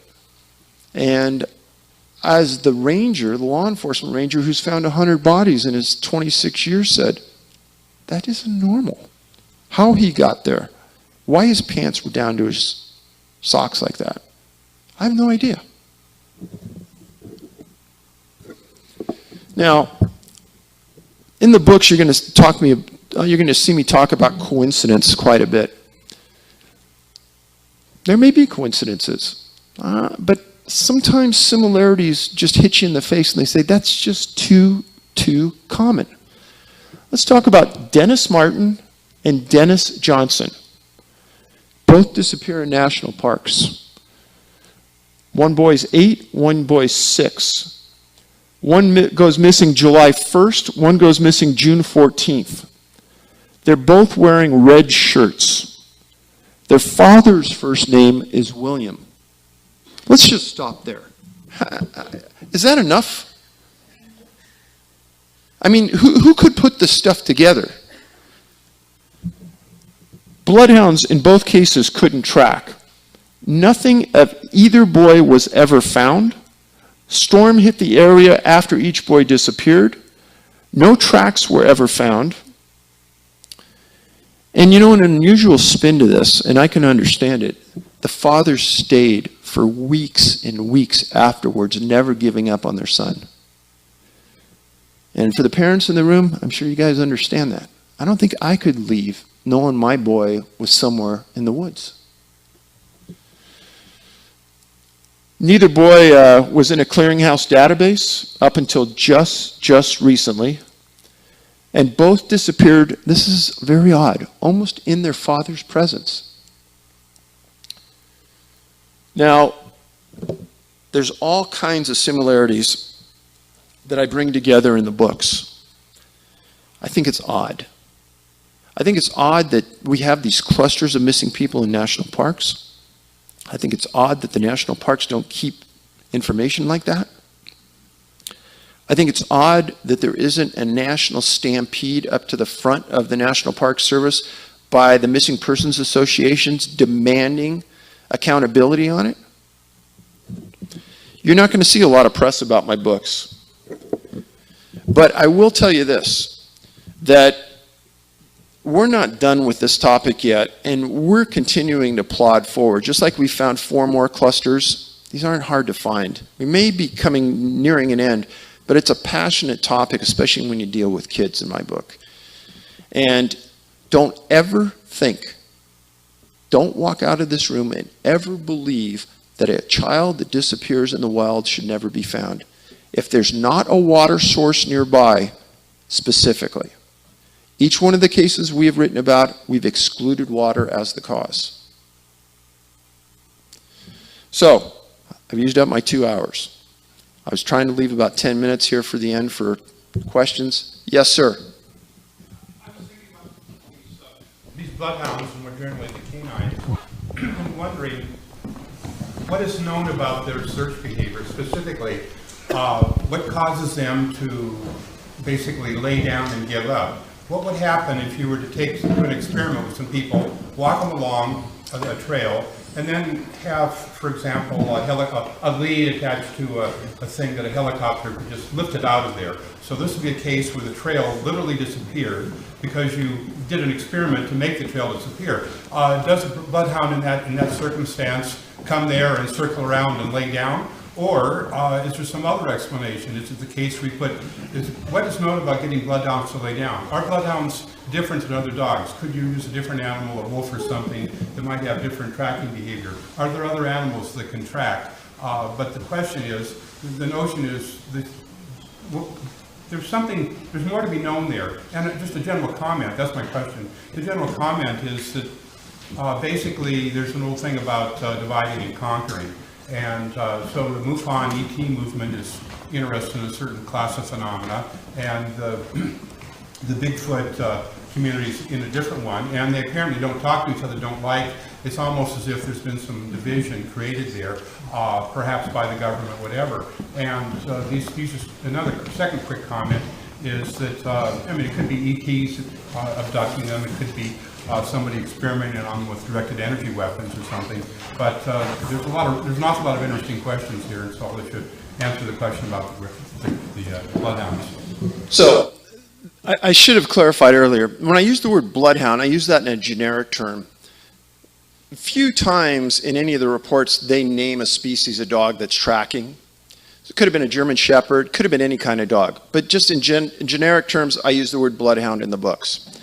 Your point about being plucked out and helicoptered away is a great question. Now, spending 20 years in law enforcement, I worked on the SWAT team for 3 years, and we had canines and handlers assigned to our team, and we worked with them daily for 3 years. those dogs live for the search. When they come out of the car, it's like, oh my gosh, fun time at River City. They're all over it. And the same questions I asked the searchers here. And they said, we don't know. It's not in their behavior to do that. It's like all of the energy got zapped out of them. Great questions, no answers. Yes, sir. Yeah, I just wanted to focus in on your last statement about the child and the dark, shadowy kind of thing going from tree to tree. If the person was able to see in the distance with the binoculars or whatever that there was a child on this person's shoulder or whatever back, how did they, if they could see that detail, how did they describe the person that was dressed or the thing dressed in black? No, they never said that they saw a child. They said it was carrying something on its shoulder. So it's still undefinable. Okay. Right. All right. Yes, ma'am. Did you ever employ some psychics that are experienced in these searches to help you? Great question. And, there was a few cases where I mentioned a psychic because in the National Park Service reports, they mentioned a psychic coming forward and helping. You would not believe how lambasted I was by some people for even mentioning a psychic in those reports. And the funny thing is, I could march in here probably 400 homicide detectives, and they've used psychics, and they've assisted in finding bodies. So go ahead and laugh all you want. Somehow or another, they work in certain circumstances. Yes, ma'am. I know that they found some of these children, and they couldn't remember them, or they were really little, and they really couldn't tell a very good story. Have you been able to interview some of them now that they're older, or have they been put under hypnosis to try and remember what their experience was? So have some of the missing children who are older now been put under hypnosis to realize what happened to them? Great question, and something I would relish doing. We were advised early on by some missing persons groups that we had to tread real lightly on these missing people, meaning that some missing people, if we interviewed them and we gleaned their story, would view us as victimizing them a second time and then profiting from their loss. They told us to be very, very careful on the approach and how we worked with those people. So it was very, very limited that we actually did make an approach, and we were really, really careful. In the perfect world, I would like to get every one of these people that lived through the experience at a conference like this, and a group go through hypnosis and understand the commonality of what happened, because I think there's something there. Sir? You said that some of the missing children were later found, but what was the longest duration of time in between when they were missing and when they were found? Probably 3 days, 4 days, 5 days, right in there. Bodies were found sometimes 10 days. In the incident of McCullough, about 18 months. Yes, sir. One of the times you were on Coast to Coast with George and Nat, I believe George brought up the theory that this could possibly, it sounds like alien abduction in some of the stories. Have you given that theory any more thought? So, during the last year, I've probably got 3,000 or 4,000 emails. And unbelievably, I respond to everybody. And I think that's important. And I think that probably 7 or 8 I've received over the years were 10 pages long or longer. And they honed in on a hypothesis of what happened. And I can honestly tell you that 6 out of the 8 I would have never thought of a year ago. Yet, I couldn't exclude it 100% today. So, certain elements of this mimic other elements that we know about. So, yes and no. I mean, my eyes and my vision of what's going on has tripled in size. I hope I answered that. I don't mean to ignore it, but yes. Earlier, you said that after one of these abductions or missing persons takes place, you said that the weather changes pretty significantly. Is that 100% of the time, 90% of the time, 75% of the time? And a large percentage of the time. Yeah. You said in one of the books that some of the victims had lacerations going from head to foot as if they were carried. You mentioned about the dogs that they lay down. That's also mentioned in the Bigfoot book, occasion that you previously mentioned. Is there not an implication that some of these are perhaps related to Bigfoot, even though you perhaps don't want to say definitively for all of them? Talk about the scratches. A lot of them have horrible scratches, and it's talked about by the parents and the searchers. And you see, I have a tough time understanding how a 2 or 3 year old can move that fast through the woods and just, I can't imagine them just running and scratching themselves to shreds and their clothes to shreds. I imagine them working slowly. This thought of them purposely motoring themselves that fast doesn't make sense.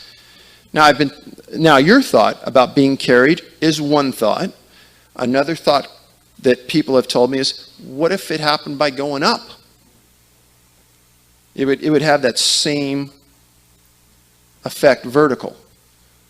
So it's that paradigm where, I'm caught in the same thoughts that you guys are, and every once in a while somebody brilliant writes me an email and catches me and says, haha, you didn't think of that. True. Yes, sir, red cap. There's a story in the Western U.S. and Canada book about a guy who takes a girl out with him and comes back later and says that she's been kidnapped by a family of Bigfoot or Sasquatch. Have there been any other reports of any witness to something like that happening with any of these cases, even in the eastern United States? And do you believe that these missing kids have been eaten? You know what's fascinating about that one story you talked about? The actual wording was a tribe of Bigfoot. Yes. And I thought, wow, that was years ago. That was Teresa Byer. I don't know what to think. They arrested that guy for kidnapping and abduction, but they later released him too. So I know she's never been found. Sir? Do you believe that the majority of these are abductions? And also, I'm going to ask you your favorite question. Is there anything that you left out of these publications that maybe you've discovered since the release of these books that you can share that would shed some light on any of these cases? Is there anything I purposely left out of the books? No. And what was the other part? Are these abductions, in your opinion?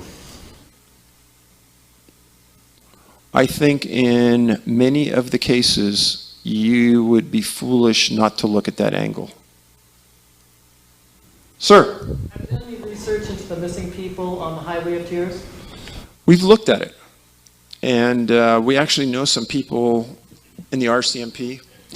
What that is that's a highway that runs through parts of British Columbia, and there's just been an inordinate amount of First Nations people, women specifically, that have disappeared. And they actually put a task force together about 2 years ago to work those cases. And it's unfortunate. It should have been done 10 years earlier. But there's a lot of whodunits. There's a lot of questions about what's happened there. And I just heard recently on the QT that they actually have a suspect on a majority of those. I don't know if they'll have enough to put the case together, but I don't think all of them fit the criteria. But it's an interesting set of disappearances. Same as, I don't know if you guys could go home and Google this. There's been a series of feet that have been found in shoes that have washed up on beaches in North America, predominantly on the western U.S. Actually, one washed up on Eureka. And where they came from, it's another big whodunit. Back row, bald man. Yes, sir.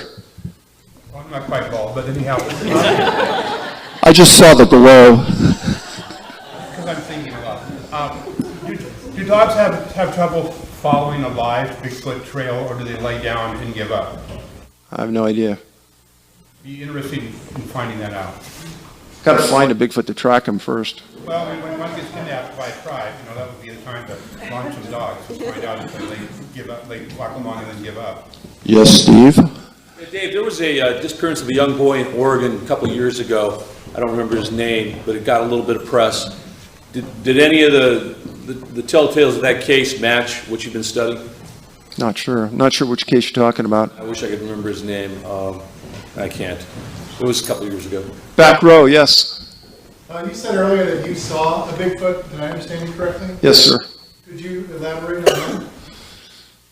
So most people would think that Patterson-Gimlin and Bigfoot's walking through a riverbed and you get a good look at it for like 45 seconds. That is essentially never been heard of since and hasn't been heard of again. And what I tell people is you think about this. What is the ratio in the woods today of people with a device that could record what Patterson and Gimlin saw? What's the ratio in the woods today versus 1967? And these yo-hos catch him for almost a minute, and there's been nothing like that since. Why? I don't know. Sir? You know, for your law enforcement background, you can size up people's demeanor, presentation, and what they tell you. As far as the National Park Service, their officers, are they telling you a cover story what they want you to hear, or are they taking you back on the low and telling you what's going on? They just can't tell you. So I didn't get to talk to you face to face, so I really couldn't size him up too well, other than I was a little surprised he wasn't nicer to me knowing who I was. And I wasn't being belligerent or unfriendly to him. And for him to take that stance was unusual. So I really don't know how to take it. Yes? Is there, forgive me for listening to you very carefully. I just want to make sure you weren't parsing words. Is there anything that you unintentionally left out of the book? No. Talk about your sighting. About my son? Your sighting. My sighting. Oh, I'm sorry. Oh, yeah, and then there was this. So I don't usually talk about it, but I don't mind. So it wasn't that Patterson-Gimlin kind of sighting. And Scott Carpenter prepped me for what we were walking into and what we would be looking at.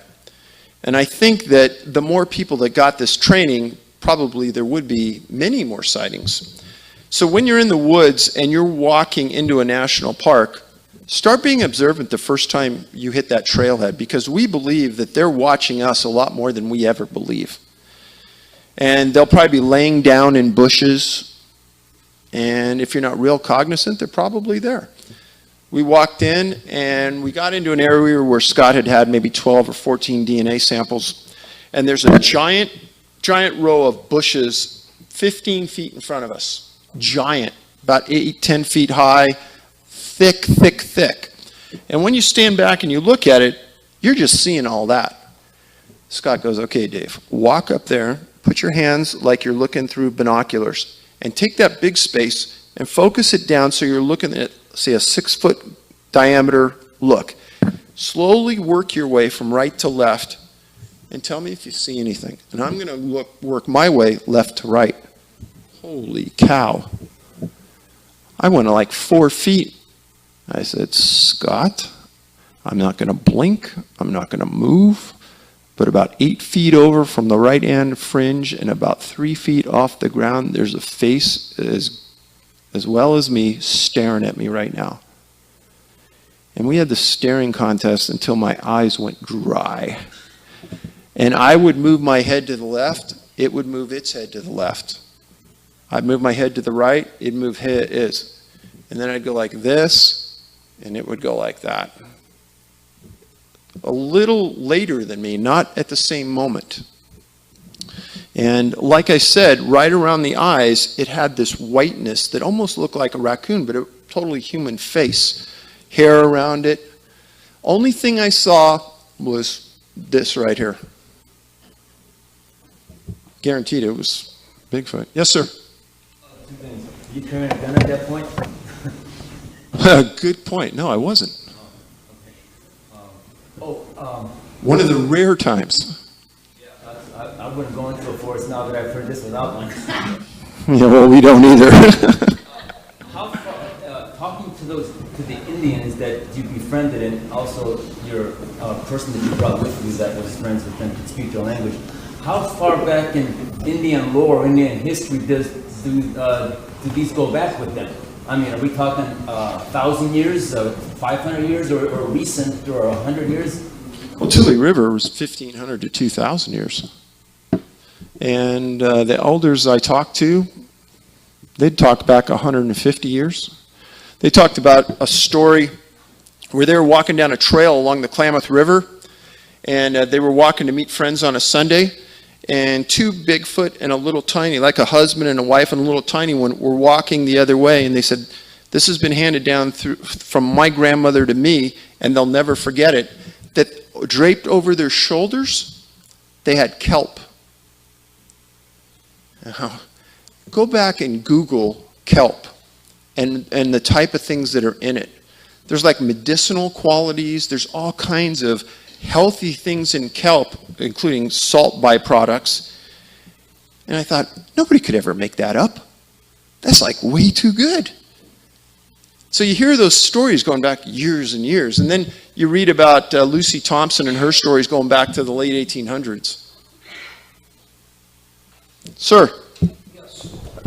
The reason why no one has found a Bigfoot body or recent evidence of one having died is they do not live in our space-time. They are prehistoric, like the Neanderthal man. When someone sees a Bigfoot, they're going through a portal like a time warp. So they're not actually in our time anymore, they're in their time. So the only Bigfoot bodies that anyone has claimed to have found have been hoaxes. And the same thing with the people that disappear. They're going through interdimensional portals. It may be one way, or may be a round trip, but they can come back in a different space-time. Okay, thanks. Just like when Steve Fawcett disappeared, the balloonist. Yeah. They couldn't find him anywhere. They had no idea what happened to his plane. And then, I think it was after the winter season was over, they claimed they found some bones. But I think that was just a cover story. And they never found Steve Fawcett either. Okay. Sir, in the back. Yeah, not too long ago, someone said, I guess it was a makeup artist, costume guy, claimed that he made the Bigfoot costume for the Peterson. Absolutely baloney. Absolute fabrication. John Green, who's one of the most respected Bigfoot researchers in the world, right after the Patterson-Gimlin film, he took the footage to Disney Studios, who at the time built the best costumes in the world. Best in the world. And he has it on written documentation from Disney that there's no way they could have done it. That was in like '68 that he got that letter from them. So you hear that every once in a while. Don't believe all that stuff. I understand why people do, but don't believe it. Yes, ma'am. What was the source of the hair samples that were used for the DNA analyses that you referenced? Like, where did they get collected from? Well, over 38, I think, came from our organization. So, Where did they get them in the wild? some came from Arizona, some from Hoopa, some from Great Smoky Mountain National Park. But I think they would just find them. No. Like the source. I'm wondering what the source is. So one of them is, there's a story in Tribal Bigfoot, Raven Ulibarri. She sees a Bigfoot come into her yard. He reaches over this tin shed where she keeps her garbage. He picks up 2 bags of garbage. She already has the police responding. She sees him walk into the woods. The police drive into the yard. Over the metal tin shed, always Bigfoot will have hair growing in long mangles from their forearms for some reason. And a bunch was ripped off on this metal shed as he was pulling the bags over, and we got a big sample from that. That was tested. It was those kind of things. See it, get it, test it. Yes, sir. Is it the Olympic project that you work with? They apparently said they've got footage, video, that's very definitive. I think Melba Ketchum mentioned it, or perhaps you did on a radio show many moons ago. to get the DNA. Is any release on that perhaps in the future? So the Olympic Project doesn't have the footage. Adrian Erickson has the footage. And Adrian is a man from Canada. He bought some property in Arkansas, put a couple of researchers on it for a few years. The footage is outstanding. Release? It's up to Adrian. I thought it would have been by now. There's been some little bits and pieces that have been, but just enough to whet your appetite. But he's got some good stuff. What do you think about Todd Standing and his footage? I don't know what to think. I mean, if it's real, it's outstanding.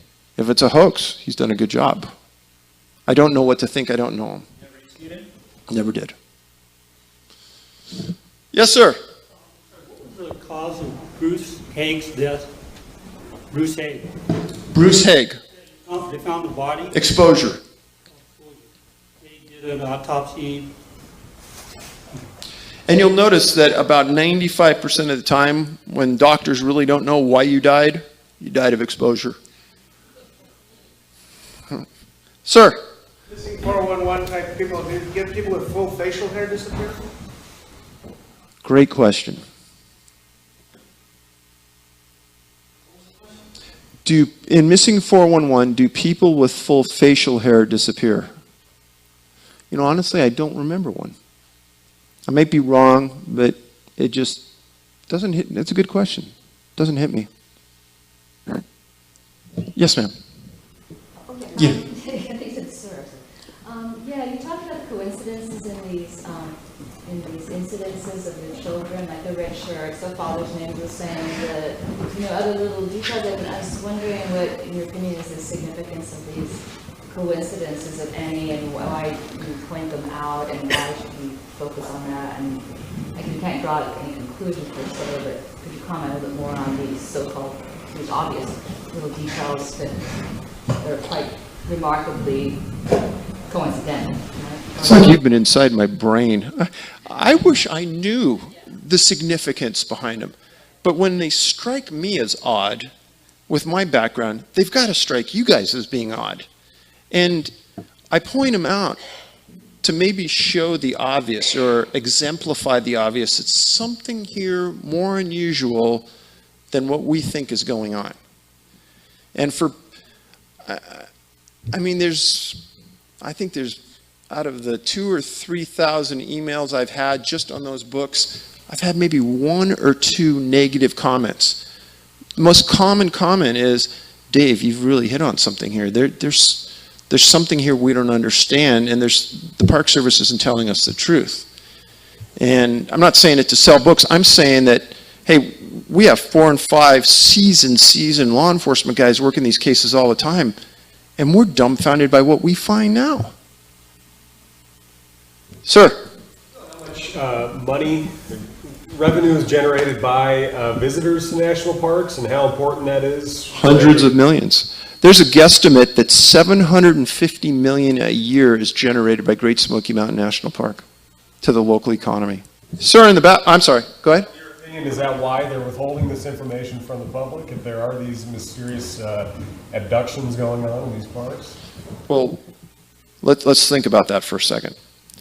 If the abduction scenario is truly as bothersome as it appears, then it's something that the Park Service obviously can't control.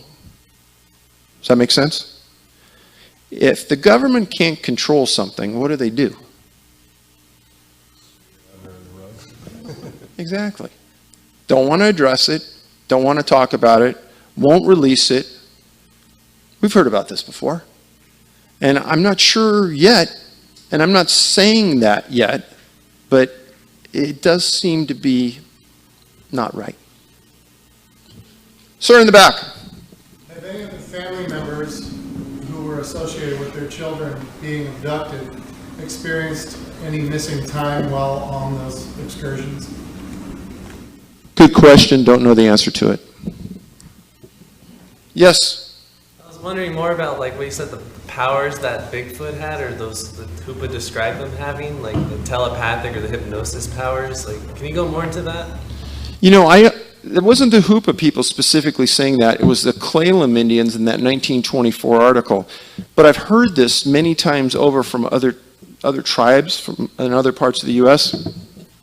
Their ability to mimic not only people and relatives, but animals in the woods.